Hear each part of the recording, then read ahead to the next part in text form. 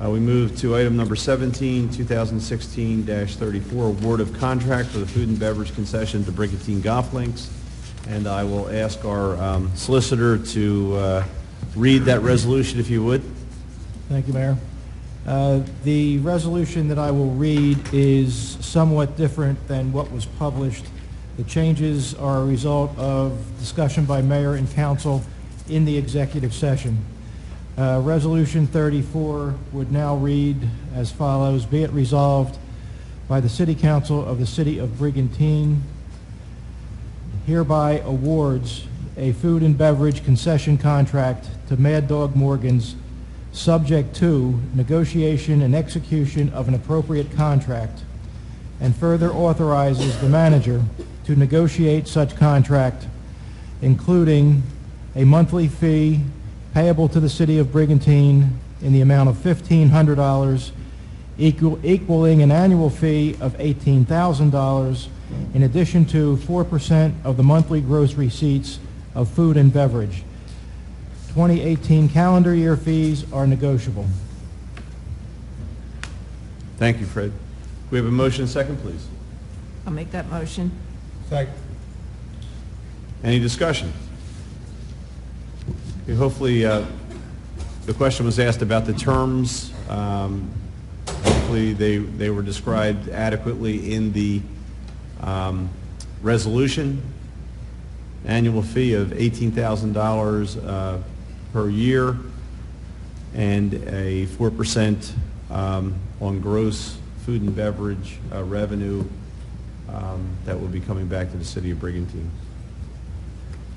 One of the things that I think all of council is hoping will happen is that the food and beverage will complement the golf operation, and the golf operation is the primary revenue generating stream at the golf course, but certainly a successful food and beverage operation there will enhance the experience that the golfers have, and hopefully draw more people to the course going forward.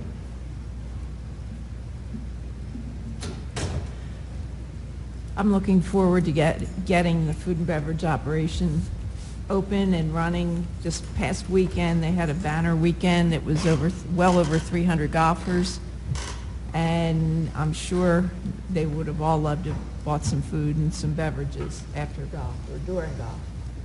So the sooner the better. And Ed, I know you've talked about this before, but do you want to describe the RFP process, how it was advertised, and Yes, ma'am. The RFP was placed on our website. It was sent to Brigantine's Chamber of Commerce. Brigantine's Chamber of Commerce distributed the RFP to all of its members and also posted it on Facebook, on their Facebook page. We also sent the RFP to the Greater Atlantic City Chamber of Commerce, who posted the RFP on their website under restaurant and under food and beverage. We also sent the RFP to the Golf World Wire, which is a nationwide golf information site, and I think that's about the extent of it there. okay. Any further discussion? Yeah, I appreciate Ed's summary of where we advertised the RFP. Unfortunately, and to me this is a critical factor in making my decision anyway, we still only got one proposal. And I understand that what's before council tonight would be only to approve further negotiations so that perhaps some of the financial terms proposed by the one bidder might improve from the city's perspective. But the way they stand now, and I'm not going to assume that that's going to happen or won't happen, but the way it stands now, there's not very much in it for the city, from my perspective.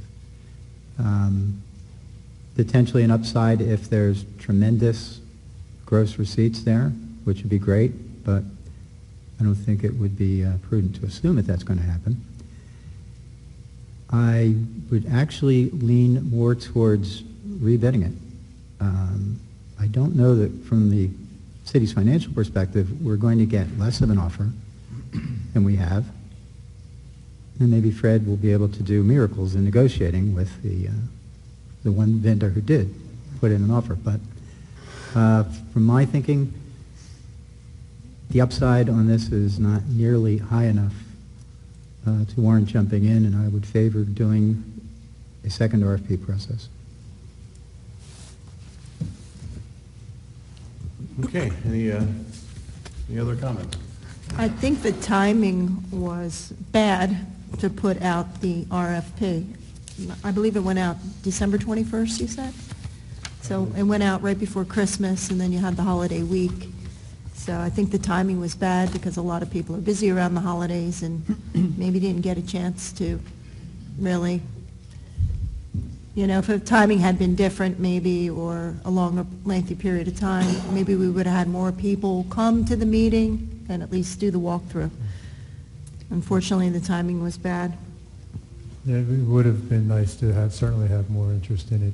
It took us a little longer. As you remember, we brought this RFP to council several times, and we all worked through together to develop an RFP that I thought that we were all comfortable with, not only just the language in the RFP, but also the minimum bid requirements.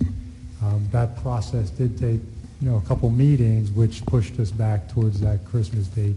If you remember, we all looked at those dates when we reviewed the RFP and finally decided that it was ready to be put out. So we all looked at that, and it is what it is. I agree with you. I wish it had been done sooner, and certainly wish we had more bidders. But the fact that as we discussed and put this RFP together, we you as a body directed us to set certain minimum standards, and at that time it was $1,500 a month as the minimum. So I certainly looked at it as that was council's certainly beginning point, but that you'd be content with that number. And that's what we have, and in fact we got a bid that exceeded that by the virtue of the 4% profit share. So certainly it'd be nice to have a number of bidders, but the fact that we had a bidder that met the minimum requirements that council selected and actually exceeded it by the 4% profit share, I feel pretty good about it. And the fact that the vendor did work in that facility last year certainly gives me a level of confidence that he knows what he's getting into, knows the operation, and feels that he can make this a win-win for both of us. And that's where I fell when I wrote my letter recommending the award. And just to put it in perspective, the timing of this, as you said, Ed, it did take time for council to review and also to add to the RFP the elements that were ultimately included. But it is crucial that someone takes over that operation ASAP, because we're going to miss the spring and possibly even the summer, part of the summer golf, if we don't get someone in there quickly to run that operation.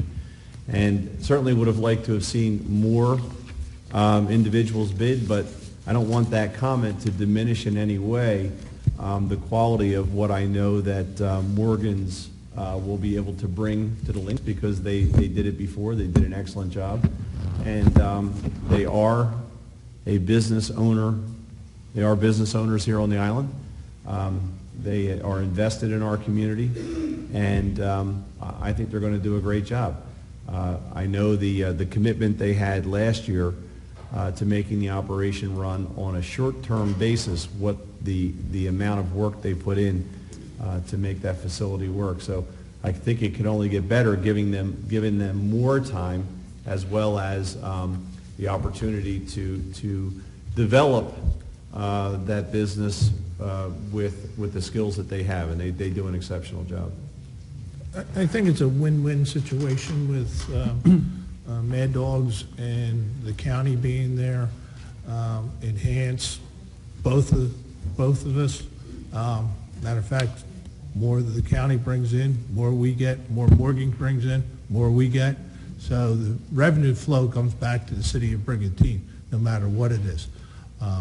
So it's, they complement each other. I think it's, yeah, but we all voted to send out the RFP. We needed to get it done.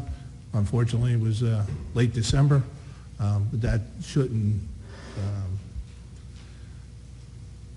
have any bearing on the qualifications of Mike and Sandy Morgan and Mad Dogs and their whole family there. So, we have the county in there helping us run the community golf course. So I think it's a definite win-win because as the rounds go up and as they make more money or bring in more food, the revenue stream comes greater to us. So that's what I feel. Well, just so it is clear, we're not in any danger, have never been in any danger that there wouldn't be a food and beverage operation in the spring or even the summer if we didn't go to RFP when we did and have it returnable when we did. The only thing that's a lead time item which might not come online immediately would be the concessionaire's license for the sale of alcohol. But it's a turnkey operation for the kitchen and restaurant. And then, the alcohol is a very important thing in a golf course. I agree, it's important, Yeah. but also, and the key to what Mad Dog Morgan's has done at its other locations, it doesn't have anything to do with alcohol. Their product is, a food product, and that's where they've developed their reputation. And none of these discussions have anything to do, really, with the quality of the product they put out. It's uniformly agreed. It's a great product, but we're not here as, food critics. Our job is to look at this asset and figure out how best to maximize it. And I think for a variety of reasons, and not something which, involves pointing any fingers at anybody, the process and the steps that were taken all through 2015 led us to the place where it was the end of the year, before we had an RFP together. The decision was made, I don't know how wise this decision was, that we should have a quick turnaround even though it was a holiday season. And whether that was a good decision or bad, the bottom line is still that we have one proposal, and financially, it's not very much. Rick, you did participate in all those decisions in developing the timeline, but Right. my comments about getting someone in there dealt directly with the getting approved by the ABC and having the other part of the business up and running. And that's crucial, and we know that their time frame is not on our schedule. Their time frame is their time frame. It could take months before someone gets approved to operate the other part of the business. And I'm not a golfer, but I do understand that with golf comes a time afterwards, perhaps for some celebration or some consoling oneself and they need that type of operation up and running.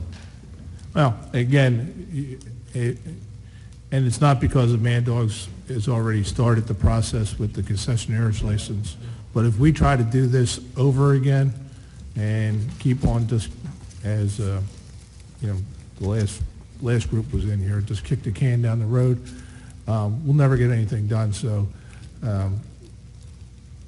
another person to come in now, they would never probably get their concessionaire's license before summertime, and would just destroy their profitability and ours. So let's start the process and move on. I have a couple of questions, too. As we went through this whole RFP process, was council kept aware of the timelines and timetables for this? Yes, it was part of the RFP that was distributed to council, and we discussed it at each of the meetings. So Okay. it changed as we discussed it, but yes. So as you worked with council to develop something that we could come to a consensus on, it did push the timelines back, or the timetables for advertising the RFP. It did, yes. And were we aware as a governing body that it would go out on December 21st? Yes. All right, so for the advertisements, as we move forward on the advertisements, how did you come up with the consensus for how we would advertise the golf course? We discussed it, and that actually was part of part of our discussion. I would not advertise it in the paper, but we would do it on the website. We would send it to the Chamber of Commerce. We even reached out to, I think, Cherry Hill and Philadelphia Chamber of Commerce. They required that we become a member in the tune of $1,500 or something if we wanted to post that, so we didn't. Were there, I guess, any suggestions on timelines and advertisement that you turned down or ignored? No, I think together we put this thing together as a group. And are you able to discuss how we came up with the minimum standard? Because there's a reason we moved in that direction as a council. I mean, we had, I think, lengthy discussions on the bid requirements and whether we would do a minimum monthly, whether we did, and in fact, I think the original way that Fred and I had put it together to send to council had a profit share requirement in it. But then the discussion was along the lines of, well, what would be the minimum profit share? Would there be a minimum allowance before the profit share would come into play?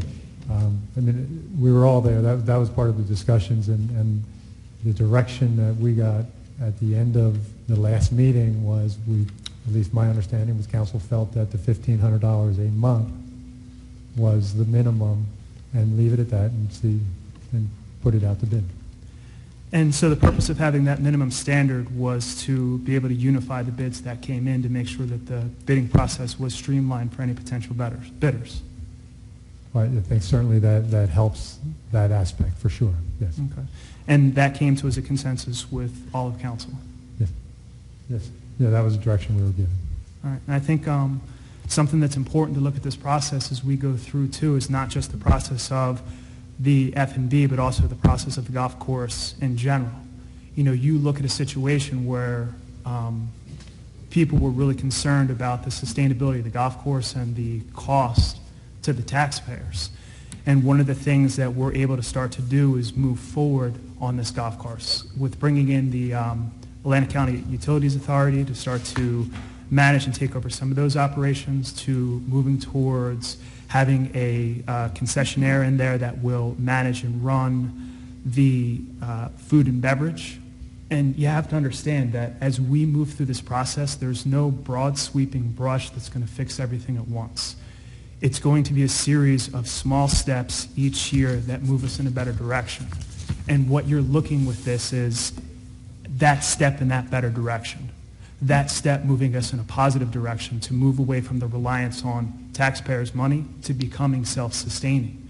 And I've learned, and I think one of the things that being involved in government at this level has really taught me is patience. Nothing happens at once. Nothing in government is ever perfect, and it's never going to be perfect. It is constantly a work in progress. And I think that's really what we're trying to move towards with the golf course. It's listening to the concerns of the people, listening to the concerns and comments of every single council member, trying to work together to build what we believe could possibly move forward and make the city better. Now, is there always room for criticism? Absolutely. Is there always room for improvement? Absolutely. But you have to look at it in the context of what we're trying to achieve, and that is moving forward in a positive direction that makes things better for everyone involved. So that's at least where I believe we are in this process. So thank you for answering my questions. Let me say, I mean, and Vince, I completely agree with your comments and moving forward. I'm fairly new to this process. I've been listening to what everybody says. I first want to say that I don't question the with the Morgan family and the time they put in and the hard work they do in their businesses. I'm familiar with that. However, as a council person, it's up to us to decide what's best for the city of Brigantine. I do have questions as to the timeliness of the RFP. I understand that I'm new to the process and there's a lot involved in it, and you guys work very hard on that. That being said,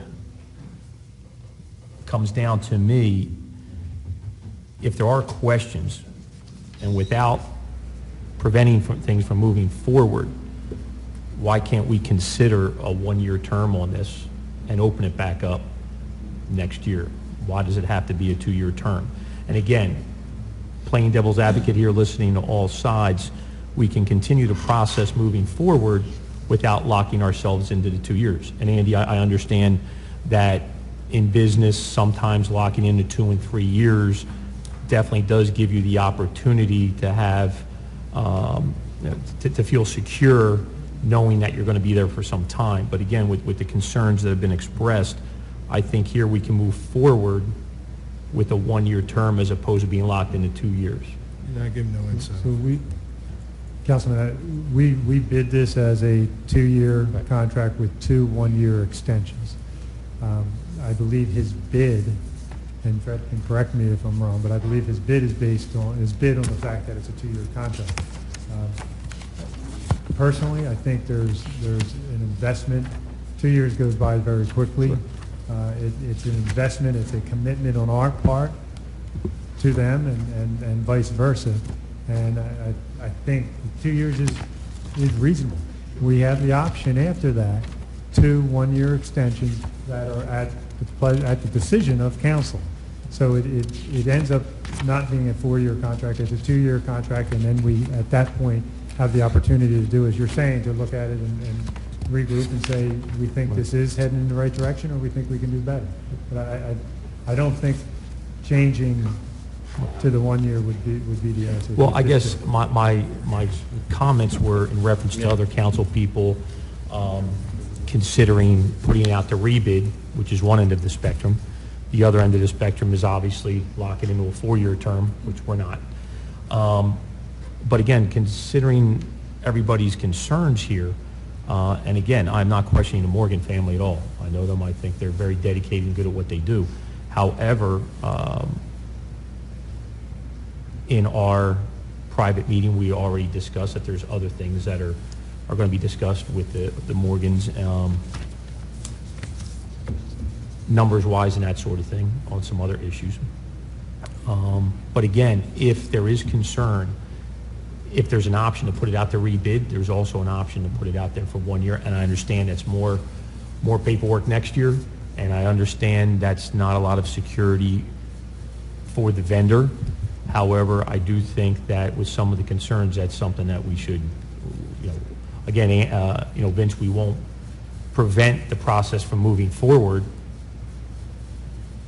but at the same time, doing what's best for Brigantine and looking at the potential gross that the golf course brings in, we can negotiate next year and then lock into something more permanent after that. I know myself in business, I wouldn't want to lock into something on either side of it at this point, being that there's a lot of concerns and that we don't know what the gross is going to be on that golf course. I think given 1 more year, we can bring everything to the table again and have time to put it out to other vendors. And again, not questioning the Morgans, but as a council person doing what's best for Brigantine from a number standpoint and seeing how the city can best,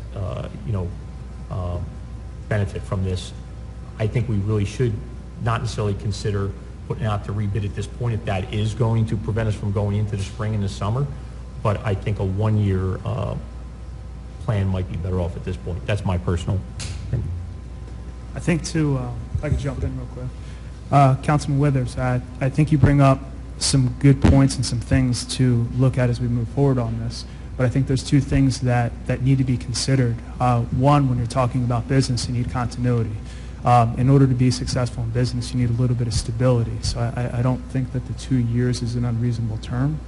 And one of the things that you have to put it in context with is you need to think about a municipality or a city or a governing body in different terms. And this is something that I actually teach government. It's something I start to teach my students.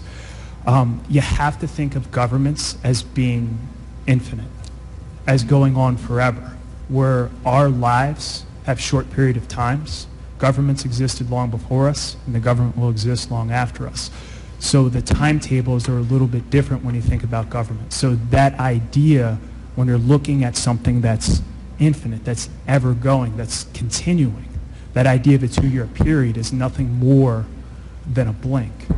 But for our purposes and our times and our ideas, like, yes, obviously we as council, we'd want the ability to go in, and obviously if you could renegotiate every single year, yeah, maybe you stand to benefit. But at the same time, too, you got to look at the perspective of the business owner who's coming in, who's looking to make an investment, who's looking to be successful there as well, and you have to balance that need for what we're trying to do with the city and what they're trying to do with the business, so the two entities can come together and complement each other, because what we're really looking for is a mutual benefit to both. And I think that's why that 2-year period, although might seem long, is actually very, very short in those terms. No, I understand that. I mean, even in the business that I'm in, I mean, I can sign multi-year contracts and single-year contracts. Quite frankly, there are times where people will say to me, well, we're comfortable with signing a 1-year contract. Basically, if you're good at what you're doing, you stand on your merit, we'll re-sign you next year. Sure. So if you are good at what you do, a lot of times people want to sign you into multi-year contracts because they do have confidence in what you're doing. Again, I'm not questioning the Morgans. I think they do very good at what they do. However, from a councilman's standpoint, doing what's best for Brigantine and some of the concerns that have been brought up, I would like to see us venture into a multi-year contract with somebody that we feel extremely comfortable with, and that is profitable for the city of Brigantine also. At this point, Councilman DeLucre brought up possibly putting out for rebid. Some other people, such as yourself, Vincent, stated that that's going to prevent it from moving forward in a timely manner. I understand that. So there is the middle ground of 1 year where we can revisit it and say things are going great. The profits are up on the golf course potentially. What can the city of Brigantine gain from this? And I do think at that time we can venture into a multi-year contract comfortably with all parties involved. So I'm just putting out there that I think 1 year might be a good idea. And I appreciate your comments, John, but I think there are two issues here. One may or may not be a matter of law, but it may be a matter of fairness. You put out a bid that someone responded to, met the minimum. The bid called for a 2-year contract with 1 year possible extensions. In my mind, the only way to change that or to reject the bid would be if you were concerned about quality or sustainability of the operation. We are not, in either case, concerned about either of those things, at least in my mind, that the successful bidder has demonstrated the ability to run a successful operation, demonstrates it on a daily basis in their own operation here on the island. So if we wanted something different, we should have structured the RFP. And believe me, you weren't here for those discussions, but they were rather lengthy. And, we did a granular review, some more granular than others. And we got to where we are. So, what we have is the bid that's in front of us. So I think at this point, we either vote yes or no on what we have in front of us. And then if it passes, it goes forward as it is presented. If it fails, then we would have to go do something different. And Mayor, I started my comment. I do respect all the time everybody's put into this before me. I understand the process is long and it's been ongoing. I've just been listening to all the concerns from different sides, and I do think there's some middle ground there, but I understand moving forward. We'll take the vote, and I guess we'll see where it goes from there. Thank you, John. Quite honestly, Morgan's probably put $20,000 to $30,000 of their own money into our building last year, and they got a 1-year deal or an 8-month deal or a 7-month deal out of that temporary situation. But they put money into that process, and they know they could have lost it if another vendor came in. Well, another vendor didn't come in. So 2 years, I feel it's not enough for people to invest in our property. It means the city of Brigantine. So the least we can do is the 2 years, which they bid on, and we'll see what happens with 1-year options after that. So if you want people to invest in their business, you have to give them the time to do it. I also feel comfortable with the 2-year contract. And, John, we did give them last year. That was, even, like Andy said, less than a year. So we saw how they operated, and I think now we should be ready to give them the 2 years. Okay, I think I sense a readiness to vote. If we could have roll call? Pugh, Yes. McClay, Yes. Yes. Withers, Yes. DeLucre, I'm going to address the golf course issue in more detail during council comments. For the immediate issue in front of us, I think we have an asset that we're not coming close to realizing the value of. Remember, we're giving a turnkey operation, we're giving a liquor license. The liquor license basically at zero cost, except, some percentage cost of the rental that we're promised or the share in gross sales. Other business people in this town have paid, and I'm sure are still paying when they transfer liquor licenses for well in excess of $100,000, $150,000. Some have paid $200,000. It's a valuable asset. We're not coming anywhere near maximizing it under the circumstances that we're looking at tonight. So for those reasons, and my belief that we should rebid it, I vote no. Sarah, Looking at the fact that this resolution that sits before us right now exceeds what we asked for as a council, it exceeds what our expectations were, and that everyone had a say and everyone had some control in the outcome of this, I vote yes. Simpson, We all voted yes, all 7 of us, to pass a resolution to put this out for bid for a minimum $18,000. We all knew that, except for Mr. Winters. He wasn't here at that particular time. So everybody knew it was $18,000. We got a 4% kicker in there. Yes, a liquor license is valuable. I have one. You want to buy it? Come and talk to me. But it is a very valuable asset. I see my friend Jack out there. He understands that, and he has 2 of them, I believe. So to lease this property out for the amount of money is more than we ever got for it under the Meadowbrook program. So I'm voting yes. Mayor Gunther, I'm voting yes. As I stated earlier, hopefully this will be a complement to the major activity that's going on at the golf course, and that is golf. And looking forward to a successful season with having that amenity in place. And all indications are that things are heading, the trend lines are in a very positive direction for the golf course, both last year with revenue and already this year. And I'm confident we're going to continue in that direction. And I think Mike and Sandy Morgan and Blake, their entire family will do a great job and add value. So I'm voting yes. motion carries.